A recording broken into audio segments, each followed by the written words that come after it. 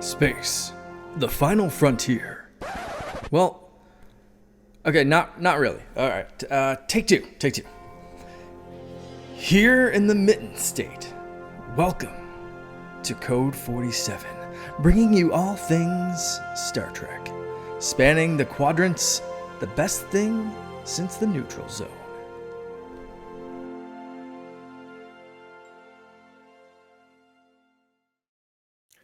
Back again in the final frontier. Oh, look, I got a new buzz phrase. For the Code 47 podcast on the Secret Friends Unite podcasting network. This is episode 117. I am your humble servant, Trek Lord of West Michigan, Charlie Carden, coming at you with two of my regular cohorts. That would be the Trekker from the City of Wind, where it's just as cold out there as it is here in West Michigan. That would be Jen Watson. Jen, good morning. Good morning. And my guy down in the BH, Benton Harbor, also hugging the lakeshore, Mr. Aaron Heminger. Aaron, good morning. Good morning. All right. So, yeah, we are on our way out of a deep freeze here in the Midwest. Numbers next week are supposed to be unseasonably warm, so that works for me. Especially since I travel so extensively for work. So that is all right. We'll be back up in the double digits. It'll be great. Ooh, man, I know. Positive numbers. It practically feels like summertime. It's amazing. But we've done way more weather chat than we usually do on this show. That's usually what Oxford and I do on the main show because we're both old and old people like to talk about the weather. But before we get the ball rolling, quick summary. We are wrapping up our fantasy episode remakes of Star Trek, the original series, with our newly assembled fantasy cast. We're going to talk about season 3, and then we're going to get into continue to talk about the 4th season of Star Trek Voyager. But first and foremost, you got to pay the bills by talking about the Secret Friends Unite Patreon. If you visit patreon.com/Secret Friends Unite, you can actually give us a try for 1 week for free. And listen to fun, great content like the show that I run called The Facts Geek Life. Jen has joined me many times. Aaron, we got to get you on board. We take a classic series, a season of that show, and then 3 or 4 episodes, and we break it down in a fun and satirical way. As well as, offerings there by my partners, Todd Oxtra and Mark Carabin. We always like to give love to our top tier Patreons on the Friends with Benefits level.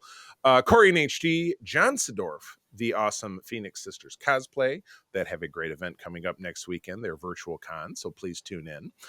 Brendan Myers, the Asian Sith mistress over on the Star Wars side, and longtime friend of the show, Matthew Keel. Top tier Patreons, our BFFs are Sean, Stella, and Henry Nias, the Nias family of the Twin Cities, and friend of the show and friend of yours and mine, Missy Merchant. So we are very grateful to all of you. Again, please visit patreon.com/Secret Friends Unite. Try us out for a week, and if you like what you hear, feel free to stick around. All right. Well, I scoured the interwebs, the digging deep looking for news, and I didn't find anything. Jen, you are our news hound since you're actually involved in, Star Trek journalism. Is there any story that I'm missing out on? I don't think so. Yeah, we're all just There was the Trek Talks 3 talk, right, that was held on YouTube. There was a lot of really cool information there. Cool. You can check that out on YouTube. Just interviews with a lot of cast members, but nothing really new as far as like release dates or anything. We still don't know when Prodigy season 2 is coming out. Right.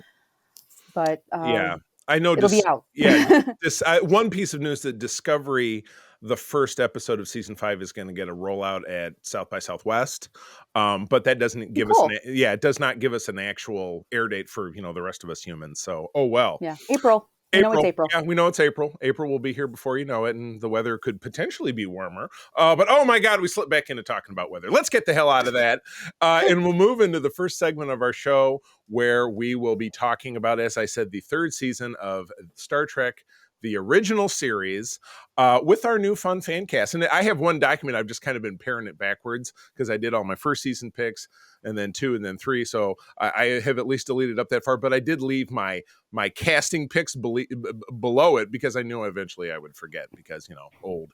But let's get it rolling. So season 3, just to paint the picture, this was the, hey, we can kill it if we try season by NBC. They were like, we really want to get rid of this thing. We've tried to cancel it twice. hasn't worked out. Let's stick it Friday nights at 10 p.m. where no normal people, which is funny because Star Trek fans would stay home on Friday night at 10 p.m. to watch Star Trek. I know I would have in 1968. And that was finally the death knell. And they cut the budget dramatically, which I will actually address in one of my episodes. That is, and the writing shows. Staff, yeah, it shows. I think the writing staff changed. I know Gene Roddenberry had taken a big step back.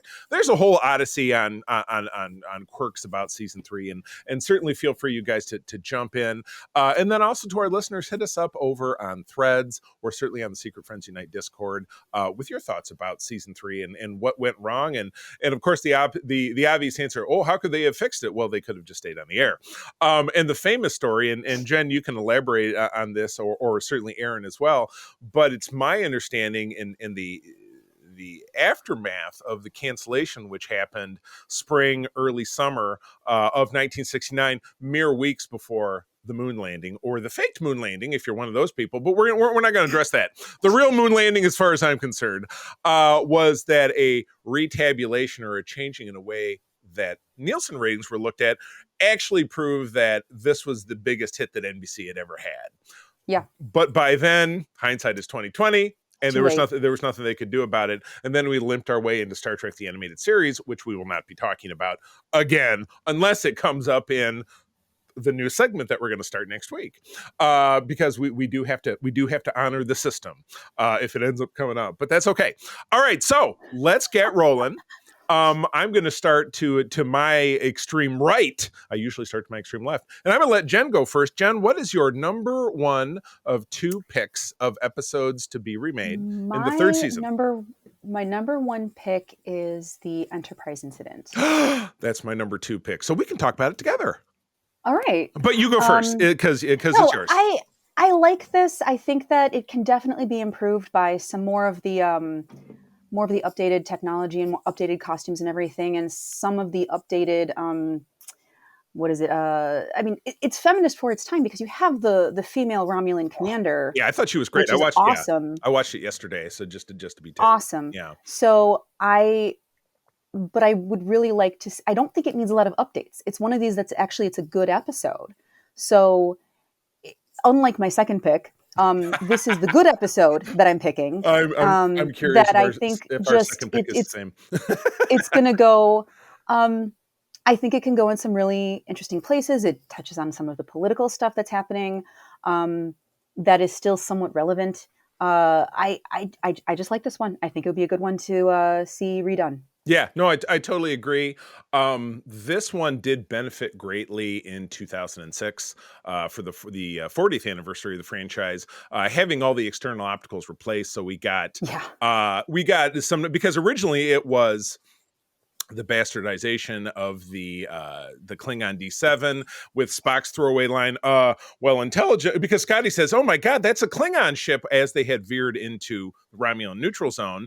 And he's like, "Well, that wouldn't be around here." And Spock, and it's like, this is painfully like, we cut the budget. Spock goes, "Well, intelligence reports are now showing Romulans using Klingon design." And I just took the palm of my hand and applied it to my forehead and said, but you can do something with that to like explain that in a better way now, and sort of deconstruct it and go into it. And that's one of the things that Strange New Worlds and Discovery to some extent does really well, is that it dives into some of these like budgetary sort of gaffes and goes, there's a reason for this. Right. Absolutely. Cool.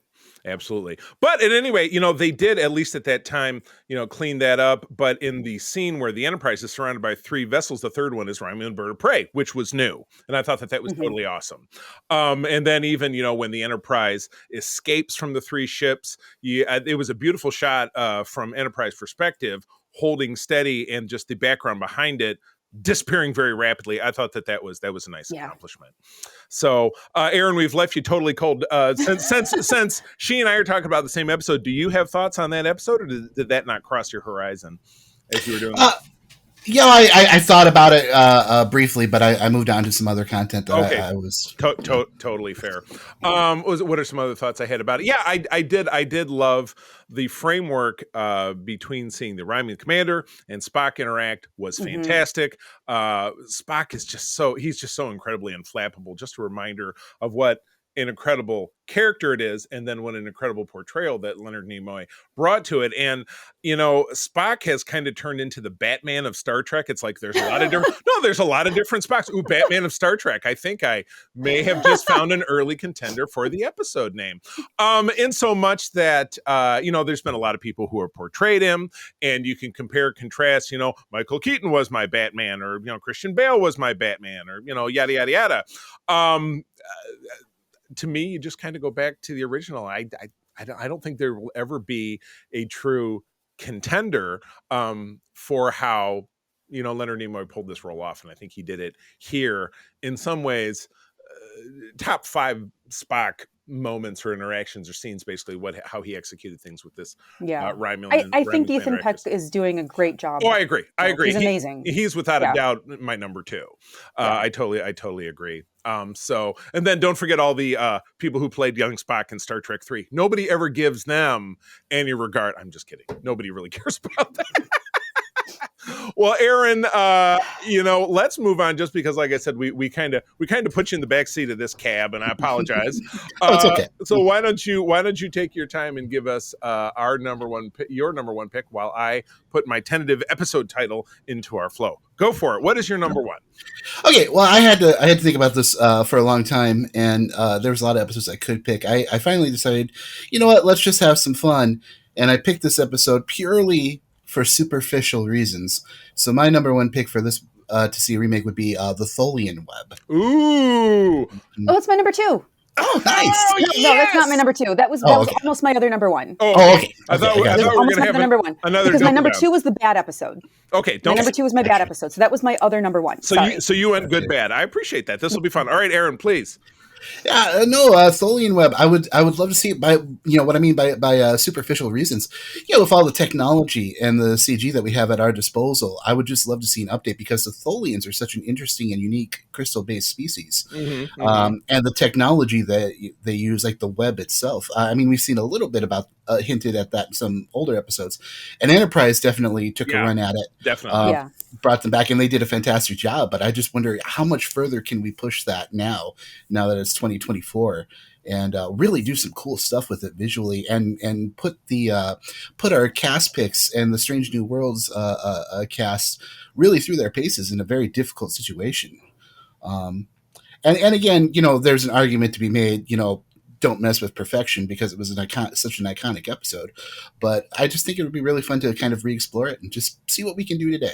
Yeah, most definitely. So, all right. Well, I kind of glommed onto Jen's. So I'm going to save my second pick for the last, but we'll let Jen move forward with her second pick. If it's the same one, then I'm just going to shut up for good after I'm done talking. But you go ahead. My bad episode? Yeah. My horrible episode? Yes. Turnabout Intruder. Oh, I didn't even have the Grombas to go for that one. So, yeah, take it on. When we discussed this in our good bad episode, which I don't remember which number it was, but there was a lot of stuff that I brought up about how this would be so different if it was made today. And I think that it's, I think that you can take something really bad that did not go well and take elements of it and apply it to today. And I think that so the thing with this episode is you're not really retconning anything with it, because in the episode itself, they point out that Janice Lester is not a good candidate for a captain. It has nothing to do with her gender. Right. It's because she's not mentally well. And I would love to see a modern take on addressing the fact that she needs help. Because let me tell you, Paul Wesley's Kirk would be so much more empathetic and understanding. And it's nothing against William Shatner. It's the writing of the time that put these words in his mouth that were so just anti-empathetic and just like, oh, it's too bad she's a woman, blah, blah, blah. Right. I would really like to see a new modern take on how this episode addresses mental health and gender disparity and pointing out that there are women captains at this time. I really want to see it remade and sort of redeemed, I guess, because it's so awful. I absolutely love that. You are, if you're right, if you could, because what a fly stuck in amber this episode and was. It's the last episode. And it's the last one. Yeah. It has no feeling of the end of a series because it was, and you guys are done. And I mean, you'd have to dig in. And again, I have it's like, we have this extra episode left over after the moon landing and people are interested in space. Let's just throw this on the wall and see what happens. And it was bad. It was bad. It was definitely bad. And it was, and not to say, oh, this would have made all the difference in the world, but really in the 70s, I owe a lot of my, livelihood to the women's lib movement because my parents got divorced in the late 70s. My mom was a stay-at-home mom but with college degrees, so she was able to go out and snag a lower paying job as a sales assistant that she worked up into in the 1980s, a great sales job that really actually paid for the house I live in because I live in the house I grew up in. So I owe a lot to women's lib, but this episode didn't make me feel that in the 23rd century, we didn't just say, well, screw it, Yeah. So it was, it was, but I am 100% simpatico with you about that. I think that they could do a lot of really amazing things by turning this around. So good pick. I wish that my second pick was anything noble like that. But Aaron, you get to go next, and I'm not noble. I'm just upset. No, I know. No, I think it could be something very noble. It transformed could. in the way that you described it. Absolutely. So, all right, Aaron, please. Okay, so for my second pick, this one. Kind of a controversial episode, and I'm not sure if it's something that we could necessarily approach easily today, but that's kind of why I want to see how we would handle it today. My pick would be Whom Gods Destroy. Okay. And, continuing on our Batman of Star Trek theme, and of course, guest starred Yvonne Craig as the Orion slave, or not Orion slave girl, but Orion, I guess, mental health patient in this particular instance. Right. But, the whole episode takes place in an insane asylum, which in the world of Star Trek itself is an interesting concept because this is a society that's supposed to evolve to the point where, they found cures to mental illness and physical illness and every sort of, thing that's kind of held us back in a lot of ways. So it's kind of this weird paradox that here's this mental health facility, kind of mental health facility, insane asylum sort of, just in the middle of nowhere with all these problem children that they put in a box and kind of scoot to the side. And, the story was told, with the mentality at the time where there was just a different, mental health was viewed through a different lens than it is today.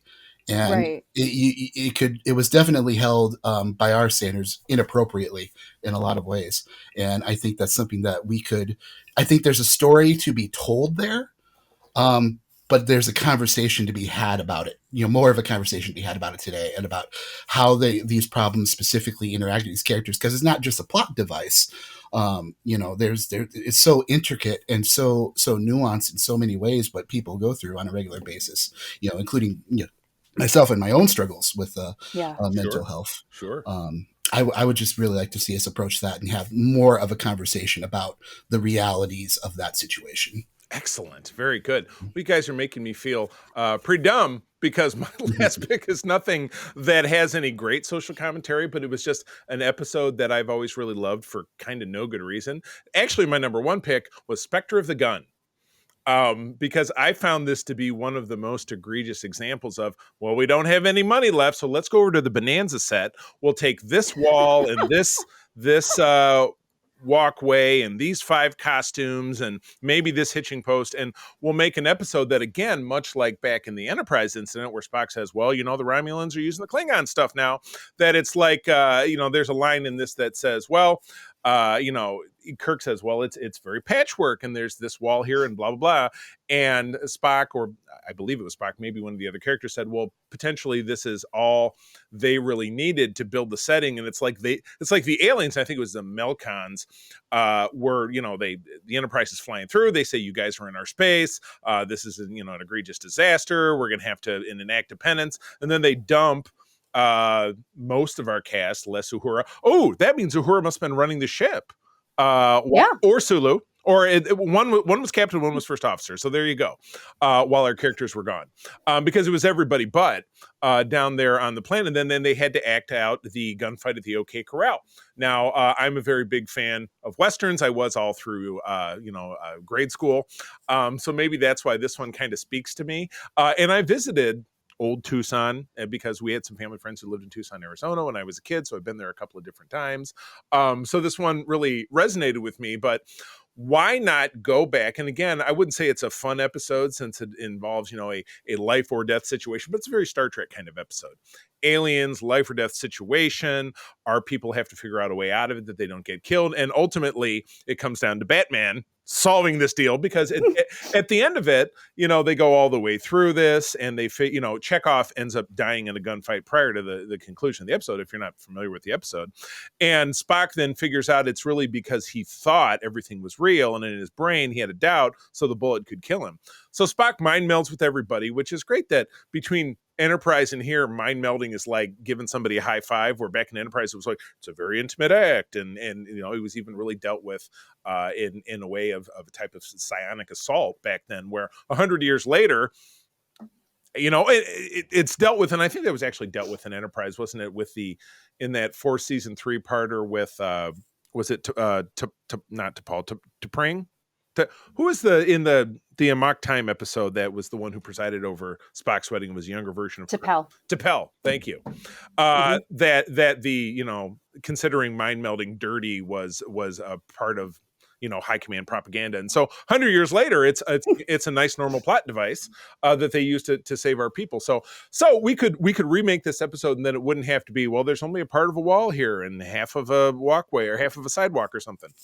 Or it could, because that's the conceit of the aliens plot. But it could still be a better half the wall. That's all I'm saying. It could.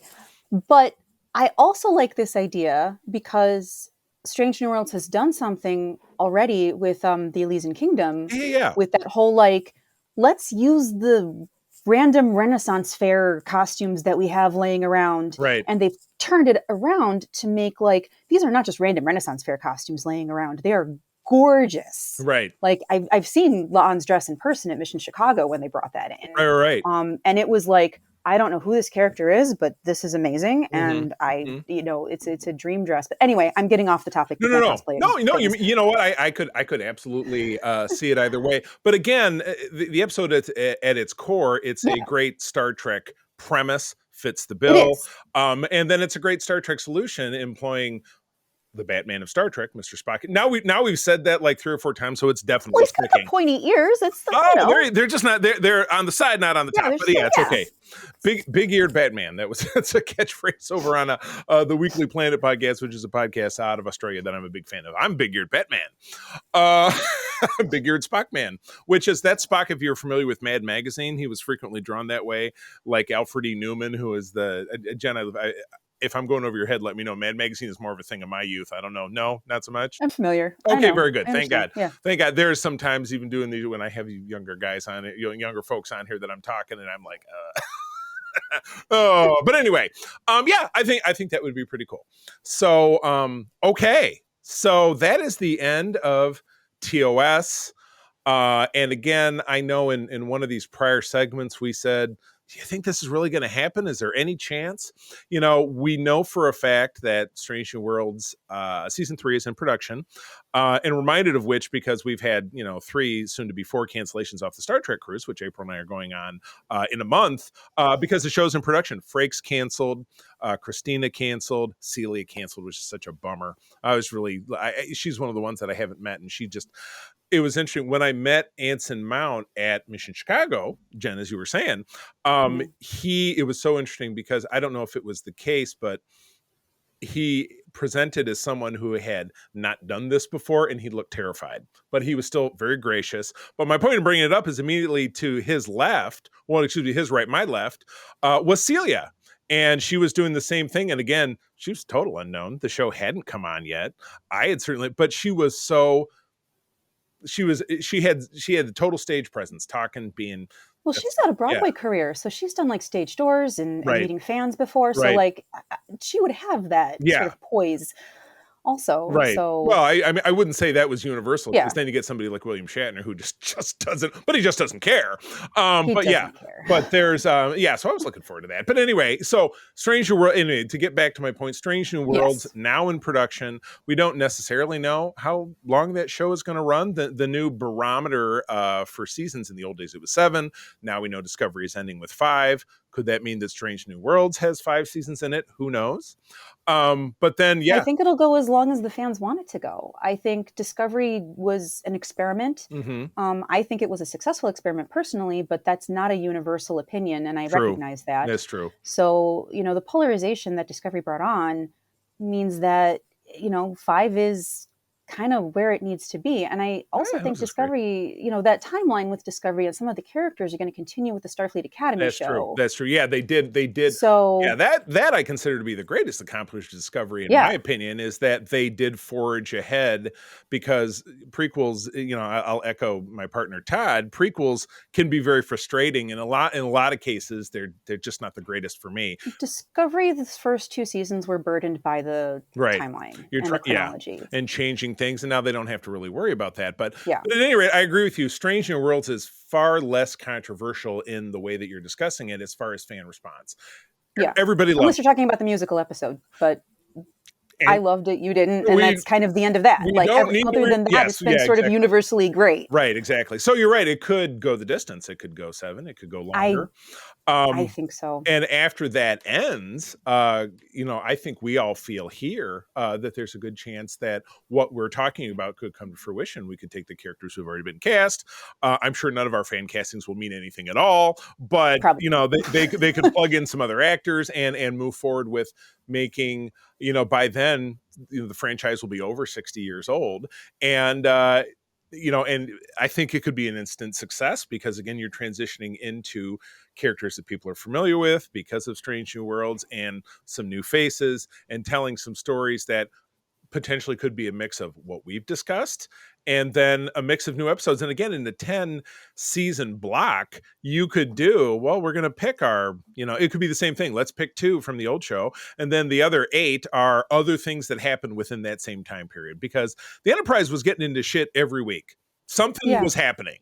So they, there's no doubt that. Or they find ways of turning it around, like they already did with, the last episode of the first season of Strange New Worlds, where they basically remade it was Belster, yeah, they basically remade it. So it's a twist. It's a twist on it that even used like the same lighting, and it was cool. It was totally cool. All right, gotcha. Aaron, we've been dominating. Any final thoughts before we move on? Sorry, Aaron. Oh no, you're perfect. I enjoy listening to you, so it's all good. Well, that's a plus. So we love listening to you too, though. Thank you. any final thoughts before we depart from this and then move on? I agree with you. I'm excited to see where they go with Discovery in the future timeline, and I'm so sick to death of prequels, and I'm just excited to see things moving forward. I'm tired of looking back. Right. Bring us legacy. Yes, mm-hmm. Bring us Star Trek legacy. That is something that they just can't get off their hands about, which just blows my mind, because they've given such a nice tee up to where that could go. So anyway. As something about that develops, you'll hear about it here. So, I feel like I talked about this in the episodes leading up, but we are starting a new segment 1 that's going to run between now and when we get Discovery in April, and it's called the Random Episode, or the Random Sode.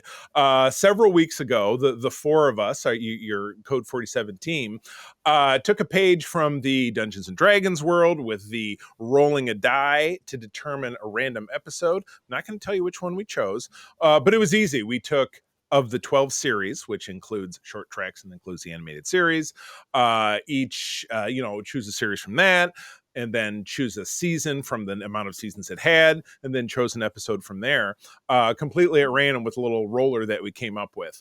So I'm excited to jump into that. So you're going to see in this first segment us doing a deep dive, potentially right around the same time frame, where we get really granular in a single episode, talk through trivia about it, talk through our thoughts about it, et cetera, et cetera. So I'm looking forward to that. And again, with 850 plus episodes of Star Trek, it gives us lots of opportunity. You never know what you're gonna get. You don't know. You might get an episode of Short Treks, in which case we talk very shortly about it.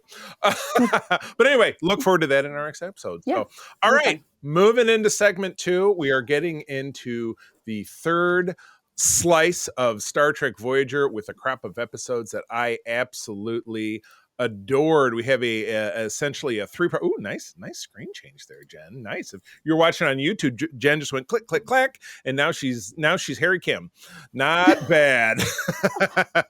Excuse me. I have 2 pips on my. Over this side. I'm sorry. Yeah. I'm sorry. You have to leave the bridge then. All right. Bye. But yeah, we kicked off with a 3-parter, and then we have a great traditional 2-parter. Though the 3-parter I described as kind of somewhat spiritual. You might not consider it that, but anyway, I'm going to kick it off because this is one of my absolute favorite episodes of Voyager, because again, it talks about it does something that it's like, oh look, they finally did it, but I think it does it in a way that I think is awesome, even with a guest star who is a little iffy as a human being, but still I think really delivered in this. So anyway, episode 14 of the season is Message in a Bottle, which was directed by Nancy Malone. Don't know that name, but I think she did a great job. Story is Rick Williams and teleplay by Lisa Klink, who again a regular of the writing staff. This was the first episode in 1998, January of 1998. The Doctor's program is sent to an advanced Starfleet vessel via a vast ancient communications network, but he soon discovers that only he and the ship's own EMH, guest star Andy Dick, who starred on News Radio at that time, which is a sitcom I loved on NBC, remain to fight against Romulans who have taken over the ship and are attempting to return to Romulan space with it. Holy crap, what didn't this episode have? It gave us Starfleet. It gave us the first Voyager appearance of the great DS9 uniforms, which, you get a cavalcade of people saying, well, how come they didn't start wearing those on Voyager again? It's like, what? They didn't know. Well, I mean, yeah, they didn't know. They didn't know unless they got some pictures back later on. But again, you know what? People on Voyager have a lot more important things to worry about than their dumb uniforms. Yeah. You know what I mean? Plus, think about the enormous expense to recostume all of the consistent regular cast and extras on Voyager. It would have been totally stupid. Yeah. Well, not to mention the in-story resources of the replicator. Right, exactly. Yeah, right, exactly. The replicator, which is a very limited resource on Voyager, dictated by how much power they had. So, but anyway, minor minutia. Of course, I would say, that those nice gray quilted shouldered with the colored undershirt, that is a nicer uniform, but you know what, who cares?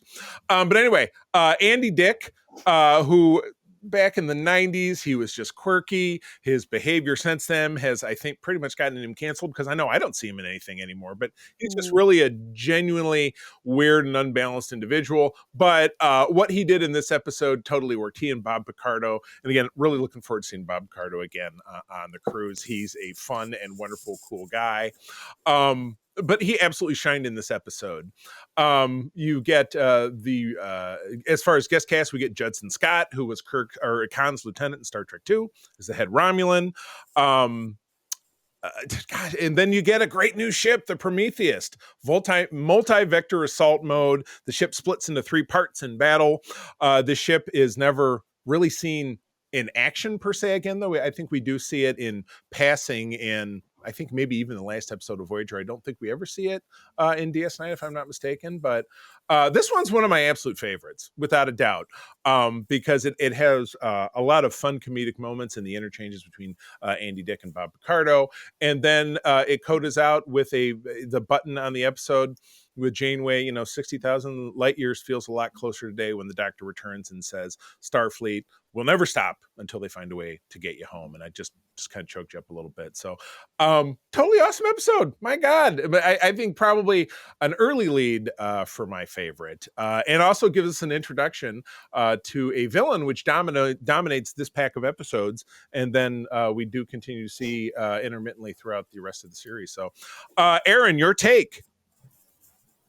It was a fun episode. I really enjoyed seeing the play back and forth between the Doctor and the new EMH program played by Andy Dick. That was a lot of fun. And I was excited to see the uniforms. I was excited to hear them talking about the Dominion War. Right. You know, as a DS9 fan, that was exciting. Plus, getting an idea of how the two episodes line up. I tend to forget that these are happening concurrently. Right. A lot of the time, and it's really nice whenever you see the crossover. It gives the sense of it being such a more vast and bigger universe, and that was really exciting for me. Though I have to admit, with this episode, I got a little bit of a scare as a viewer. Because I got confused part of the way through, because I was like, what are Romulans doing in the Delta Quadrant? I clearly had missed something, and I was like watching it, and I'm like, am I dumb? What? I don't understand. I had to go back a couple times. Like, wait. Although not the first Romulan we saw on Voyager, we did have that episode in the first season where the needle. Yeah, exactly, where the guy accidentally beamed through time and ended up on Voyager, and then they had to send him back. So, but yeah, it's funny because Voyager was a quote unquote network TV show on the UPN. One of the it's kind of sort of a networks back in the day, and then DS9 was in syndication. So there was definitely I had a close friend of mine who definitely watched Voyager but didn't really catch DS9 because it wasn't as readily accessible. It wasn't, it's on at Thursdays at night, at 8:00, and you can always check it in. When something is a syndication, it could be, it's on, Saturday night, unless there's a basketball game, and then it's on at 3:00 in the morning. So, there were a lot of people, and then plus DS9 was just a very different show. A lot of people didn't grab the vibe. We're all huge fans, but there are people out there who just didn't find it as accessible, where, Voyager was very much a spinoff, a cousin of TNG with the ship and the people and the alien of the week kind of thing happening. So, but anyway, so cool. All right, Jen. I like this episode. The comedy is good. I also really like that this sort of starts Voyager's experimentation with serialization.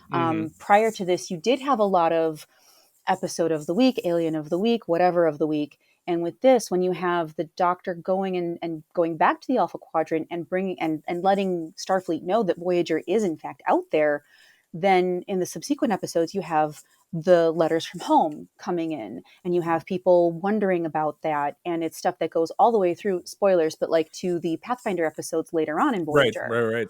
Which is great because all of that really should have been instrumental in bringing them home. Again, spoilers, but like it was bringing hope to Voyager and bringing them another tether to the Alpha Quadrant, which I think that they needed in order for it to be more, like you said, Aaron, tied into the larger universe, because they're not being touched by the Dominion War or the new uniforms or anything else that's going on. So I liked that aspect of it to start tying everything together. And of course, the comedy is great. Seeing Bob Picardo's comedy chops in action here are wonderful. And the Doctor getting to be a hero also for one of the first times, starting that road of his program expanding further also. Like, you've seen bits of it starting to happen already, but it's good. It starts the character arcs. I enjoy this one quite a lot. Most def. Cool. All right. Well, with that, why don't you take us through episode 15, Jen? I don't have the flow up. Oh, demoted back to ensign. You just lost a pip. One. You bet. All right. Aaron gets 15. Or not. Aaron, you still with us, bud? Sorry. Yeah, I'm here. Sorry, I couldn't find my mouse. Okay. All right, here we go. Episode 15, Hunters. This is directed by David Livingston, written by Jerry Tyler, and debuted February 11th, 1998. Letters from home and Starfleet Command get held up at a Hirogen relay station, and Janeway sets course to retrieve it. Dun, dun, dun, dun, dun. All right. All right. So yeah, break it down. What do you think? Yeah. No, I really enjoyed this episode. I love the introduction of the Hirogen. I'm a really big Hirogen fan. I love, I'm a Predator fan. I love the Predator movies and the franchise, and but these of course, guys are very. Get to the chopper. Yeah. Get to the shuttlecraft. Yeah, there's just something about the honor bound hunter code that I really get into, and I really enjoy these aliens. I also I watch these episodes with my wife, and every once in a while she has some interesting commentary on the episodes we're watching, and she saw Hirogen, and she says, "I don't understand why they're not called Panarans," and I'm like, Panarans, where did you get that from? She's like, because their head looks like baked bread from Panera Bread. You know what? That's close, but not close enough to get an episode name. So I want you to give my compliments to your wife. Okay. But yeah, the Panarans. Oh my God, yes. So is that a pick too? So do I get a soup or a Caesar salad with that, or? Yeah. I know. Okay. All right. But yeah, other than that, I really enjoyed the episode. I thought it was really good. All right. Awesome. All right, Ensign Jen, are you ready to jump in? You do get a soup with it because 8472 is from fluidic space, and they're basically. Oh, there you go. So what kind of soup? I'm thinking I like a nice bisque. No? Yeah. Okay. Sure. All right. That works.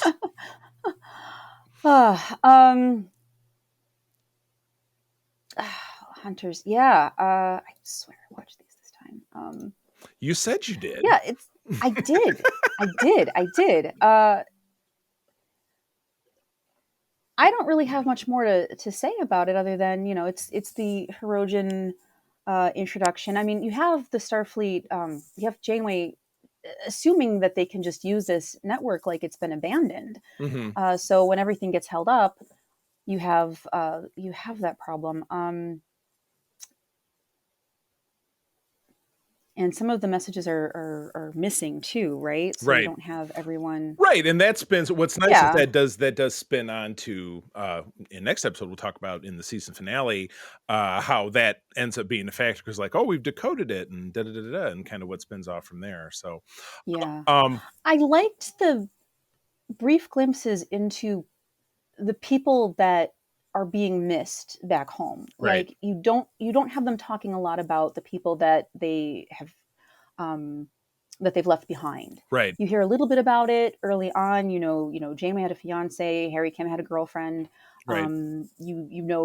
Paris's dad. Yeah. And the Maquis. The Admiral. The Maquis was a big part of this. Yeah. Yeah. Because it was because this has taken place in season 6 of DS9, and in season 5 is when season 6 is the Dominion War, but in season 5 of DS9 is when Cardassia joined the Dominion, and then they wiped out the Maquis immediately. Yeah. And so, and then we had a follow-on episode in DS9 with Eddington, who was one of the surviving Maquis, rescuing a bunch of Maquis people. But then we saw just how dead everybody was. But of course, our Voyager people wouldn't know that. And then just watching, Chakotay gets the news from one of his associates who was in prison back there, and then B'Elanna and this sets up her episode next season where she's Extreme Measures or something, the one where she's Extreme Risk, where she's doing all the holodeck holodeck, where she's trying to make herself feel something because she's so numb inside because of the news. It's this run of episodes really is the stuff that sets up actual character arcs for Voyager and actual growth. And I have a theory as to why this starts in season 4. And I think it's because it's the introduction of Seven. Right. And Seven of Nine as a character needs to have growth in order to work as a concept. You can't bring a Borg drone on and not have her grow or change at all. Right. So by her anchoring the point of change and saying that characters have to change and grow, everyone else follows in that and has a catalyst character arcs. Yeah. I mean, Tom and B'Elanna have already gotten together by this point. Right.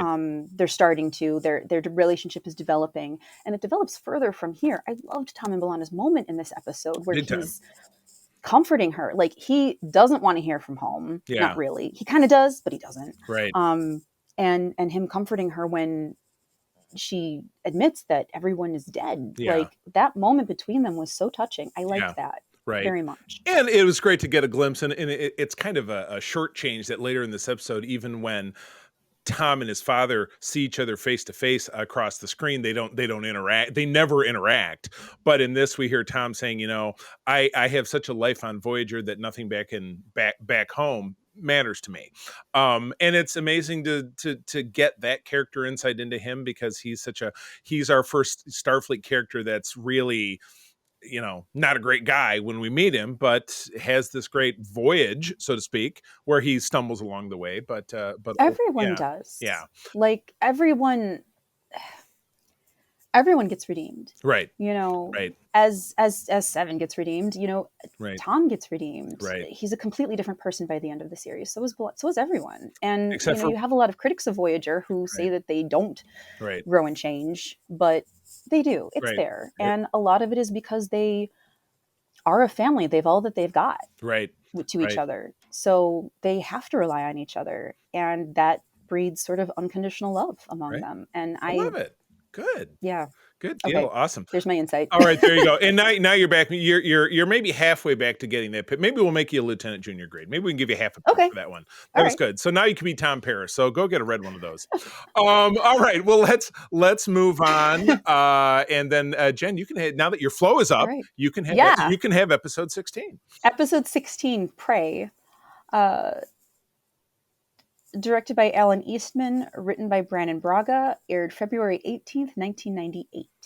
Voyager rescues a Hirogen survivor who tells them that a new kind of prey is on the loose. Ooh, that sounds like a Thriller, you know, like it sounds like a pop song. A new kind of prey is on the loose. Dun dun dun dun dun.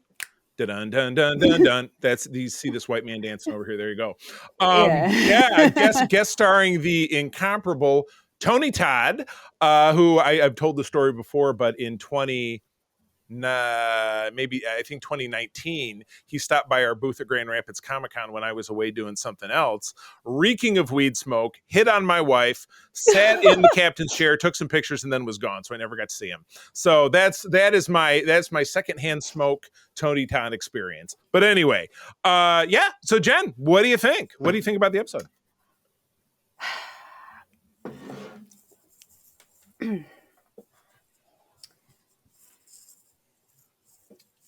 It's interesting that you have the Starfleet perspective of wanting to learn more. You know, Seven is basically saying, destroy this immediately. We know about this. We know that this is going to be a problem for you, just as she did with Species 8472. So when you have 8472 and the Hirogen together, it's like, you have to get rid of this. This is going to be a problem.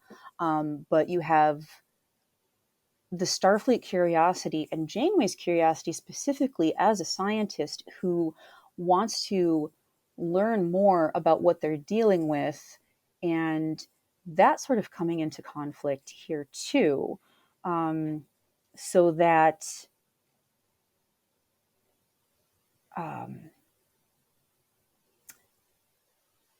this is the one with the Seven and Janeway. The big throw down, big thing, and at the end of it, Seven gets the whole wrist, you want me to evolve into an individual, but only as long as I agree with you. Right. So to follow rules and follow the protocols. Yeah. And she's like, I don't want to do that. Forgetting that it's this episode. I keep thinking it's a mega directive. That's that one, but it's this one.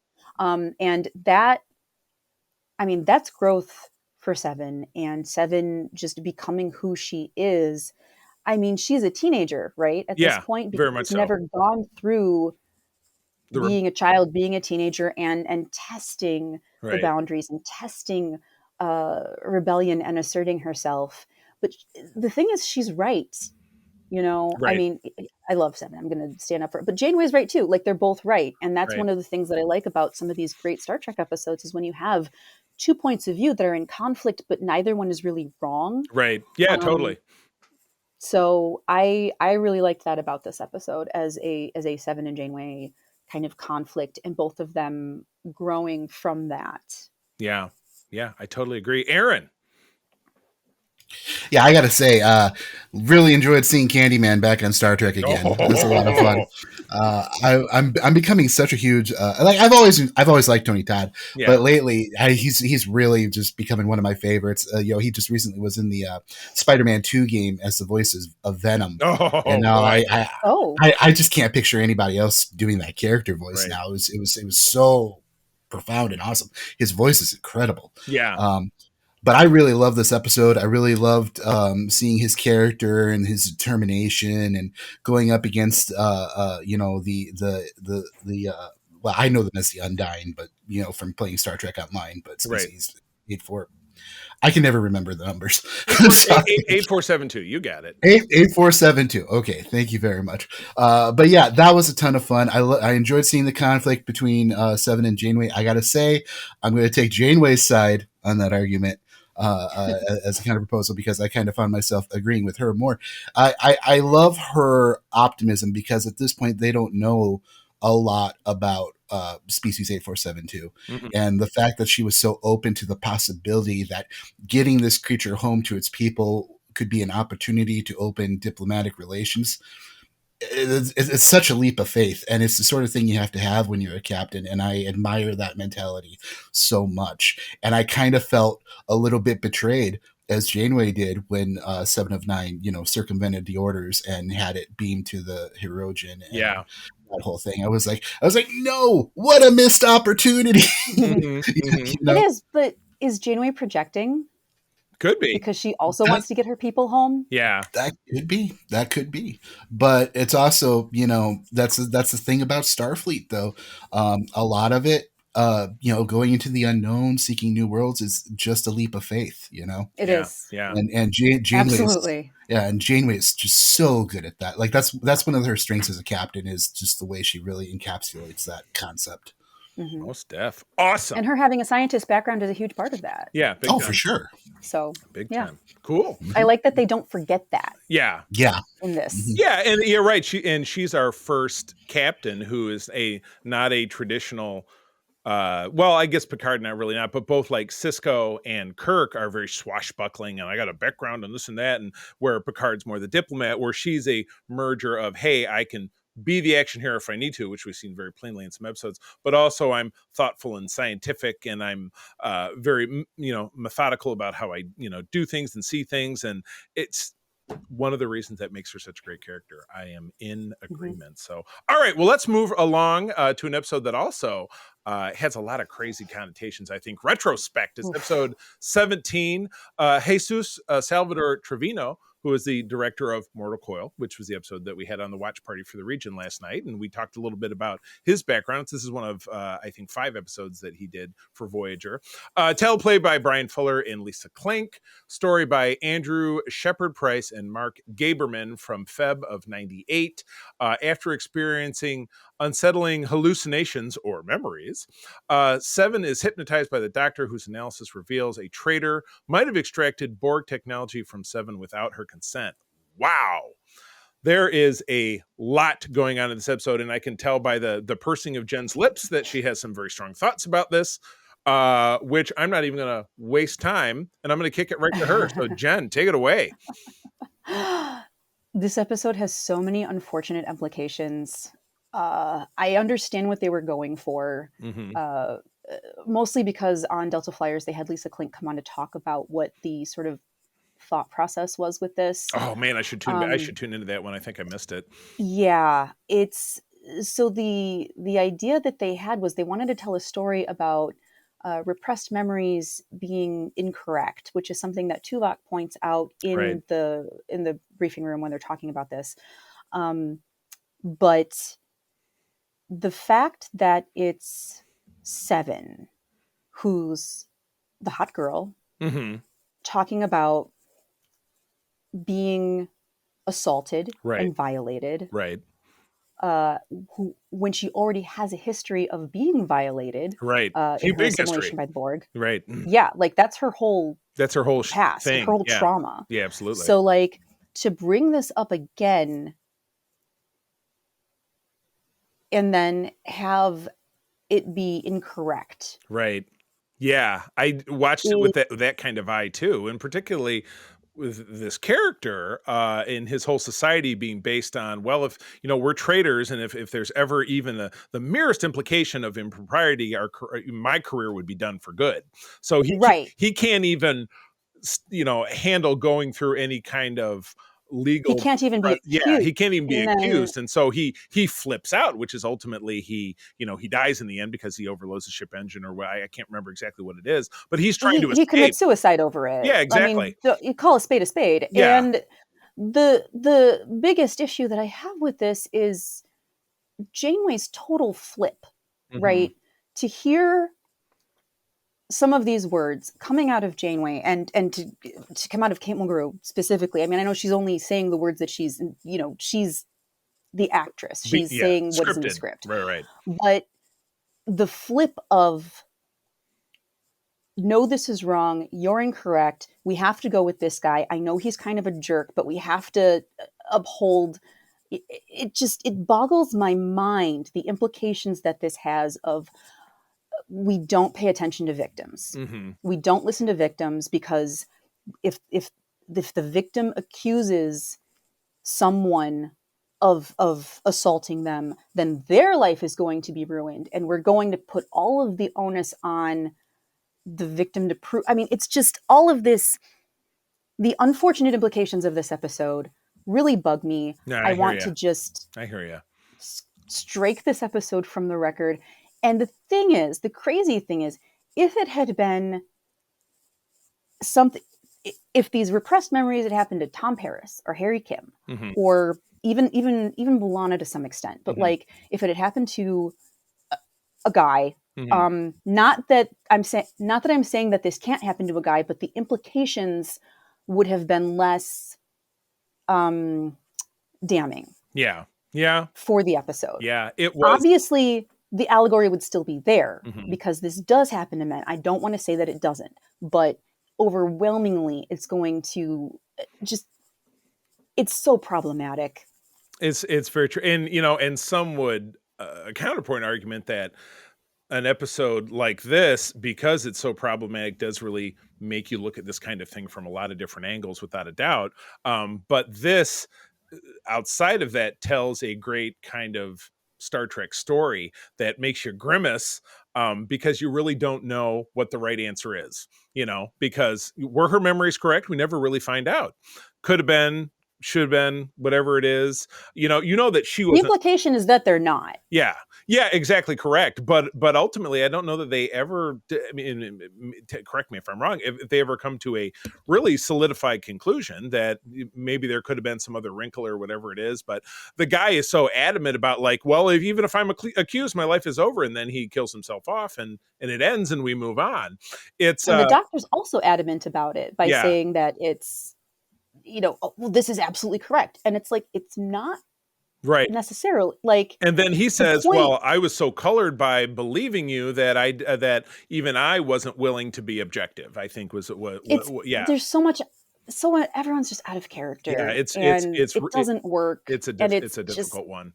It's a difficult one. So yeah, I think the counterpoint is, well, it really does make you think, but then again, maybe what it makes you think about is not something that is very comfortable or great.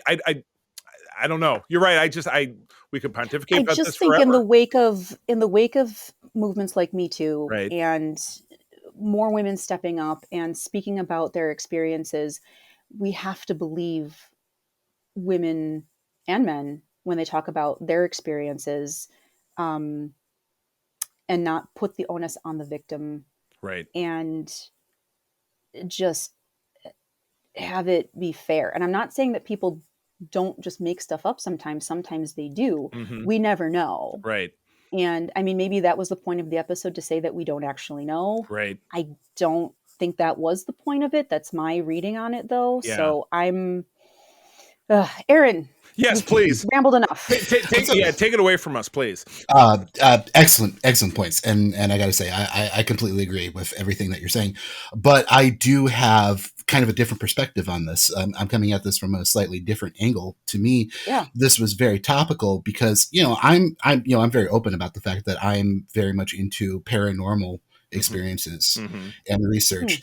And this is a major issue when it comes to like UFOs and the alien abduction phenomenon. Yeah. That is a major discussion to be had, because there's a lot of people who say that the abduction experience itself is a manufacture of hypnotists, therapists going into the session with an agenda, you know. Yeah. And when they go under the hypnotism, they're directing the memories and the experiences to reflect a certain angle or perspective. And that's why a lot of witnesses and experiencers of this who have gone under hypnosis were kind of finding that their testimony, you think, has less credibility. Unless we have a tape of the session where we can see specifically what was said. It's like, did the therapist have a bias going into this? You know, did they find a way to slant this? Did they word the questions in a certain way that it altered their memories in some way? Because a lot of people don't take hypnotism seriously. You know, they just kind of think it's a woo-woo kind of thing. But there's a legitimate science to this, and it is possible. Absolutely. It is possible to obscure or alter memories if you don't know what you're doing. And in this situation, the doctor was trying this for the first time. Right. You know, expanding beyond his protocols and everything and trying something new. I don't think he was necessarily qualified to be attempting this experiment in the first place. Yeah.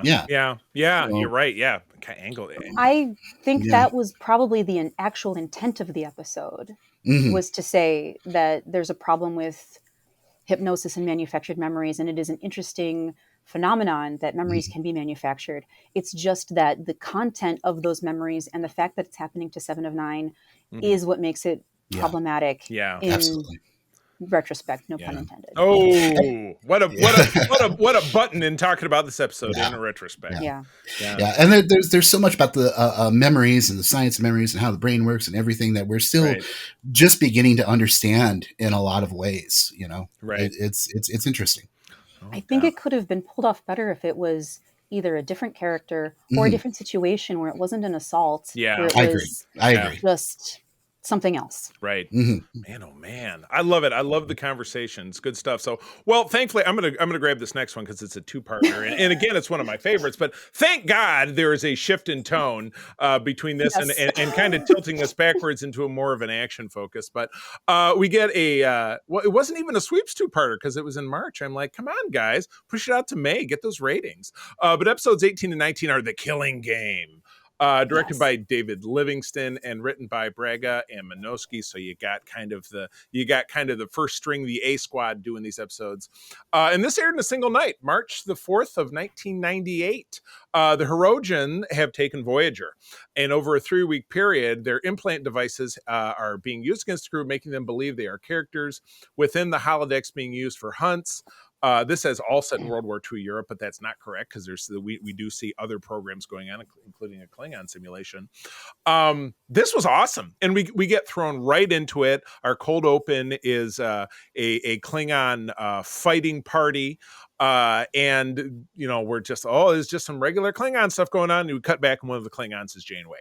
And so you're figuring out what the hell's going on. And then there's a Hirogen and he kills her or stabs her fatally. She falls down. And then he chirps in and he said, holodeck 1, Janeway's been injured, beam her to sick bay and then put her back in the other program or whatever. And so then, we kind of unfoil the plot line from there. The only crew member that we run into who's not part of the simulations is Harry Kim, because poor put upon Harry Kim. Oh my God. He is, getting beaten up, but he's in charge of running the holodecks and making sure that everything's going on while the Hirogen kind of, punch him in the face here and there for whatever. And then of course the doctor who's in charge of keeping everybody alive and is stuck in the holodeck or stuck in sickbay. We get this really cool World War II simulation, which really dominates everything. And it's really the group that we see in the small town in France is the Maquis. The Maquis were the French resistance in World War II. I don't know a ton about it, but I do know that. Janeway being the lead character. Seven being, I think she's in French, her name is Chantruse 7 of 9 or something. I don't know. There's a French saying of it if you read the notes. She's singing. I'm not sure if that was Jerry Lynn's singing voice, but I feel like it was. I think that was I read that somewhere upon a time. And you have Chakotay and Tom are both army officers who are looking to connect with the French resistance in order to take their town, because it's pivotal to moving on into Berlin and essentially ending the war in Europe. So really super cool. Eventually is Seven, because she gets injured, the doctor is able to turn off her implant, so she's able to go back into the program and then work from within, and she's able to do the same thing and affect Janeway. So then the two of them can start working together, but everybody else still thinks they're part of the program. But through this, they're able to conquer their way out of the holodeck. You got another great appearance. The first of two appearances is by actor J. Paul Boehmer is his name. He appears as another Nazi in Enterprise. In the season 4 opener, he's the Nazi who's holding Archer prisoner in the back of that truck as they're driving him away, when he ends up in alternate history World War II Europe, where the Nazis have conquered half of North America. So I guess that's a tough one as a casting choice. Like, hey, you look like a Nazi, buddy. What do you think about that? Poor guy. He also does play Seven's Borg offspring in the episode. I think it's one or drone or one. I don't know. I get the two confused, but it's in I think the beginning of season 6. This was what a rip-roaring awesome cosplay related. It's cosplay within because they all get to do this dress up and such. At the end of it, we get a truce by which Janeway gives an optronic data cord to the Hirogen, because their ultimate goal was to master holodeck technology or hologram technology so that their hunts can become virtual, because the actual hunt is just kind of fracturing and destroying their society. But that, of course, ends up having disastrous consequences on down the road when we get another two-parter about the Hirogen in season 7. So I absolutely love this episode. This was fun. I love World War II stuff. I don't want to say it's topical at the time, but because this was just before Saving Private Ryan came out, which was in the summer of 1998, as I recall. So I guess 1998 was a great year for revisiting World War II. I guess, because I know there was another movie called The Thin Red Line, which came out that same summer, which I think starred Travolta was one of the actors in that. I'm not sure who the star was, because I haven't seen it since then. But yeah, totally killer episode. Loved it. Great performances. Great, and again, the Hirogen being a newer threat, a newer race, we get a little bit more perspective. In fact, that maybe they do have some goals as a species that aren't just totally awful, so they're not so one-dimensional. They're trying to find ways to maybe stop the killing and bring their society together. That's part of this that I also really like. So Aaron, boy, did I really enjoy this episode. I love the way it just unapologetically drops you right in the middle of the action at the start of the episode with no explanation or anything like that. That was so cool. I was watching this one with my wife, and she was like, am I missing something? Did something happen in the last episode? And I was like, no, you're working with the same information I am. Yep. This is fine. I had to watch this one with her because she's big into historical costuming and stuff like this. And I was like, oh, you're going to love this. So buckle up.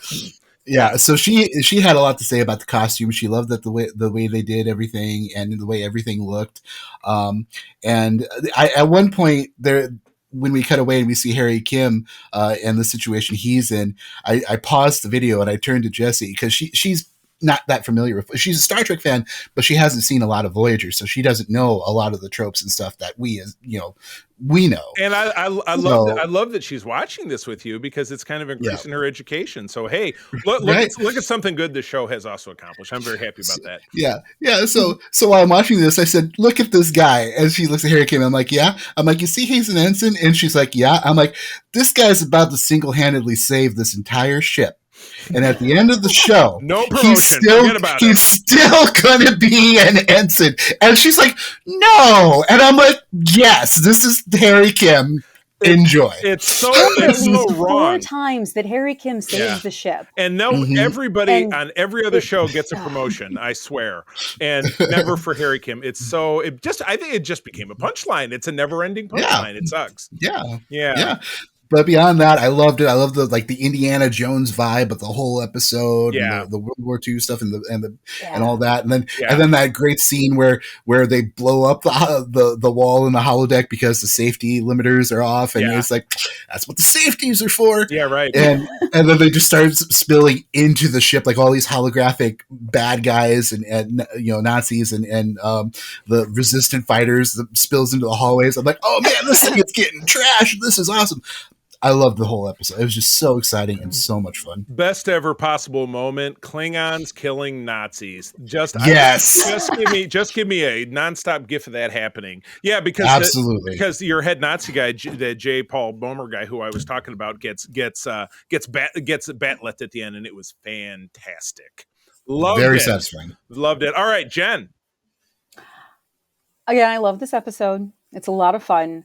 One of the things that I really like is the roles that everyone plays in this. And I think it's a really neat swap of Janeway heading the actual Maquis, and you have Chakotay coming in as the military guy. Yeah, exactly. Like, it was great. What a neat swap. I loved that. Yeah. And I love their interaction as they're crawling through the Jeffries tube to get to the Klingon holodeck because they need to recruit them. And they're having this chat about, because he's still in character, and he's like, well, you're a real can-do gal. And she's like, whoa, thanks, I guess. Whatever. Sure, you bet. Yeah. When it comes to my people, I'm a real can-do gal. It was just, I thought it was adorable. And the analogy of them suspecting that Seven is a Nazi sympathizer because, it's her being Borg. So it's the way that they translate that. Yeah. She did do her own singing for this. I just looked it up. Oh, very also. nice. So I like that it. is confirmed. Yes. The way they worked Roxanne Dawson's pregnancy into this so that she didn't have to hide behind a jacket or a console for this. Right. I can tell that they were having a lot of fun with it. The Beverly Crusher, if you prefer, the hiding behind a chair. Yeah, exactly. Yeah. Yeah. I do have a question though, and I don't know if anyone's going to have an answer for it. I'll try. But they make Janeway a Klingon for the Klingon holodeck thing. Right. They make Neelix a Klingon for the Klingon holodeck thing. Why didn't they make Neelix or Tuvok human for the World War II thing? That is an unanswerable question. Good pick. Yeah. Yeah. No, there's no logical observation. There's no logical reason. I think the real world part of it is simply that people love Klingons. And it was, it had good FaceTime value to take our characters and put them, because think about the season 5 opener for DS9, the Apocalypse Rising or whatever it was, where all of those characters became Klingons.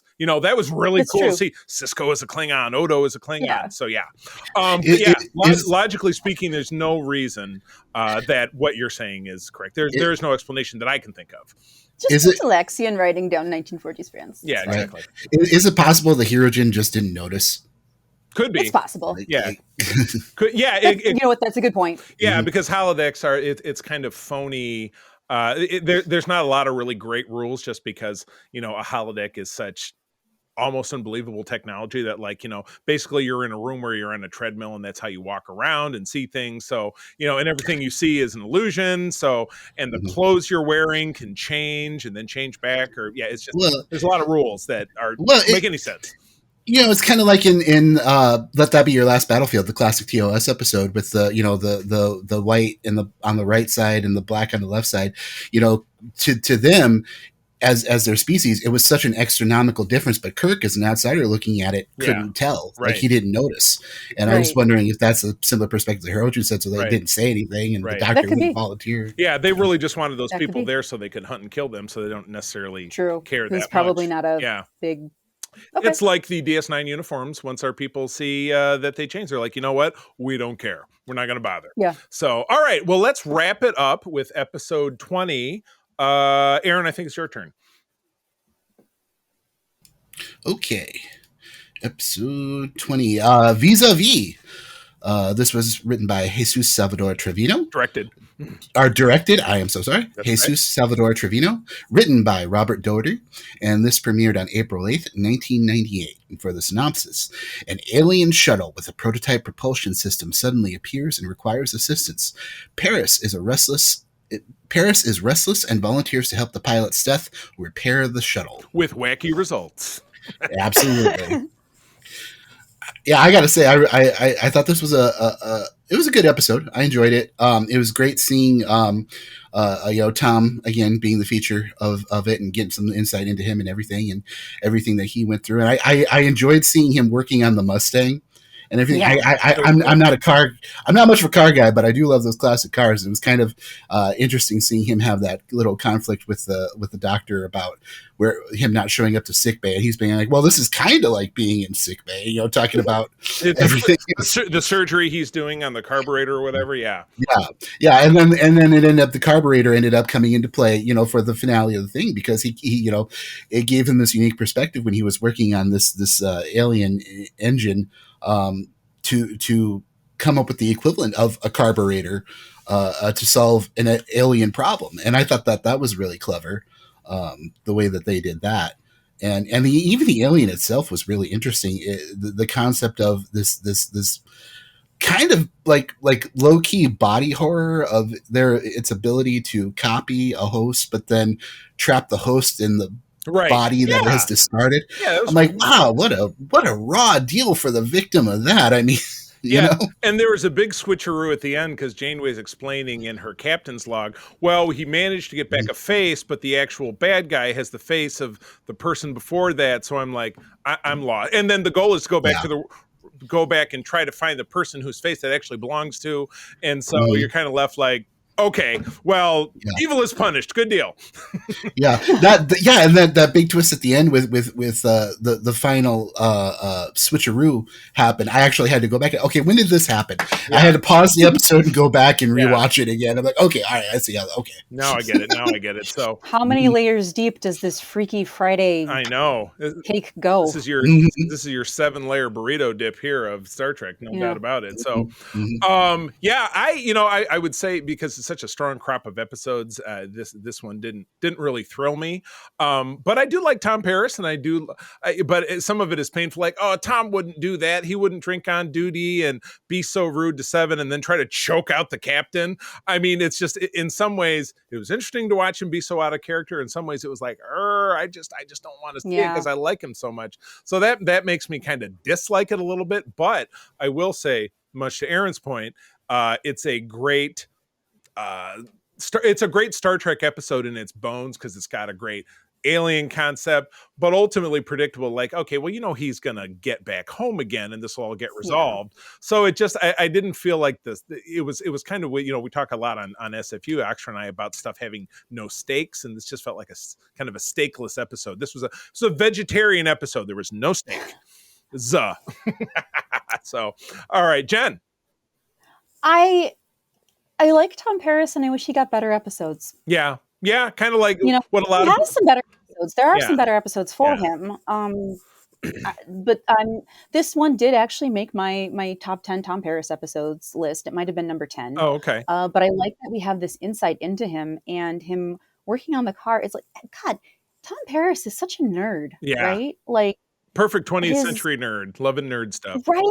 It's like, it's like the Shakespeare scholar these days, right? Yeah. Someone who's like, this historical reenactor looking at, 400 years ago and everything that would have been. You have to keep that in mind. Right. Like, he's not this cool dude.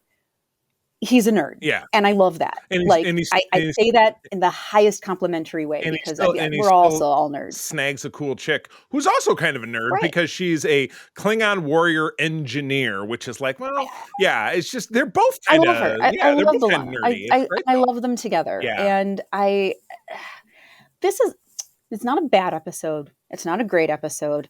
It's a solid, like, B episode. Like, it's there, it's watchable, it's Voyager, you know how it's going to go. And it's kind of fun along the way. Yeah. That is fair. Okay. Yeah. Well, let's start to wind this down. We'll back to Aaron. Aaron, give us a favorite of the bunch and a least favorite of the bunch. Without a doubt, my favorite was The Killing Game. That had everything, the period costumes, the full cast, the Hirogen, just fantastic. I had such a great time watching that episode. It was a ton of fun. Nice. for a least favorite, and I'm sorry to do this to you, Tom. I got your commemorative plate behind me on the shelf too. over there, and mine is signed. I love it. Yeah, but vis-a-vis, it didn't do it for me. Yeah, I hear you, Jen. Favorite is also The Killing Game for all those same reasons. I really like seeing everybody. Holodeck episodes are great, and them kind of working through everything was fun. I like The Killing Game. Least favorite is Retrospect. For all the reasons that I've already established. Exactly correct. I can't disagree with you. Well, while I did love The Killing Game, I do notch up Message in a Bottle a little bit higher just because I love the Alpha Quadrant touch. I love Bob Picardo, who after having spent some time with him in real life, really like him as a person and loved his portrayal in this. And I love how it started, the role of everything, not only with Herodians, but then what portrays throughout the rest of the series with being able to talk to home and all that kind of good stuff. And then least favorite, Retrospect definitely made me think. So hard, but it was tough to watch. But I'm as I just said with Vis-a-Vis, I'm with Aaron. It was kind of a stakeless episode, predictable, and it's just like you said, watchable. But when held up to these other episodes, this other great crop of episodes, just does not pull it off for me. So, yeah. All right, okay, well that's a wrap, guys. Awesome. And I'm excited to jump in our next episode and start doing the random episode. And again, we won't tease for that. Eventually, if it takes off, maybe if we ever get some good feedback from our listeners, maybe we'll even let one of our Patreons do the role for us. Who knows? Oh, that would be fun. Yeah, that would be totally awesome. But we have our first, I think each one of us picked one, so we have the next 4 planned out. But when we get to the next one, yeah, I would be totally down with letting one of our esteemed Patreons roll the dice for us. But anyway, guys, thanks for joining as always. Aaron, where do people find you out there in the world? Well, you can find USS Rhapsody on Facebook and YouTube. Well, we don't have anything on YouTube yet, but we got stuff in the works. Soon. And we are on Instagram. And of course, check me out at GBMI, Facebook, and YouTube as well. Totally awesome. Jen, what about you? I got a link tree. It's linktree.com/JenWatsonArt. There you will find links to my Facebook, Instagram, Etsy shop, Screen Rant articles, and a lot of other projects. I've got a t-shirt shop on TeePublic. Please buy my stuff. Yes, I know. Same thing with Secret Friends Unite. We also, and it's always listed in our notes, we do also have a TeePublic shop. Every once in a while, somebody grabs something. But well, cool. I can of course be found right here, but I'm over on Threads at C3 Carpenter. Spell it out. Also on Instagram. You can find me at the Secret Friends Unite Discord. That's where I spend a heck of a lot of my time. But my wife April and I do head up the USS Grand Petoskey. That is one of the biggest chapters of the International Star Trek Fan Club in the world. We are based here in West Michigan, but we have chapters all over Michigan, including my friend Aaron here down in Benton Harbor. But I also have the privilege of running Region 13 for SFI, which includes Michigan and Eastern Canada.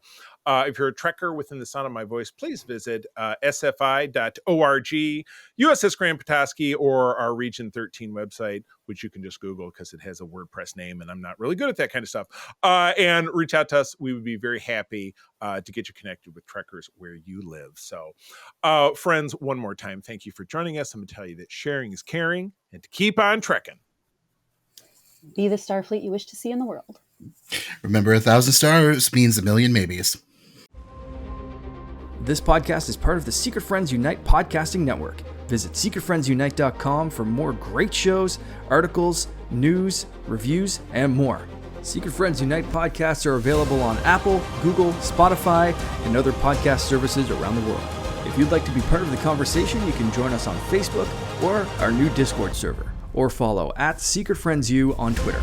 Please subscribe to Secret Friends Unite on YouTube and visit our merch store at teepublic.com. Just search Secret Friends Unite. Thanks for listening.